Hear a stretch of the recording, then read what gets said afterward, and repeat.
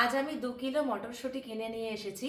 মটর ছাড়ানোর পর ওজন করে দেখব যে কত গ্রাম মটর আমি পেলাম 2 কিলো মটরশুঁটি থেকে।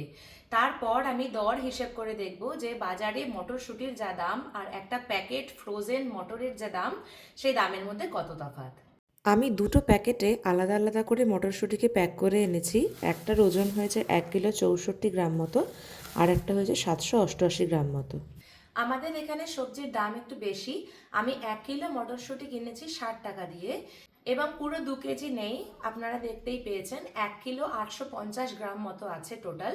এই 1 কিলো 850 গ্রামের জন্য আমার পড়েছে 111 টাকা। পুরো 1 কিলো 850 গ্রাম থেকে আমার এসেছে প্রায় 1 কিলো মতো মটরশুঁটি। তার মানে 1 কিলো ছাড়ানো মটরশুঁটি আমি কিনেছি 111 টাকা দিয়ে।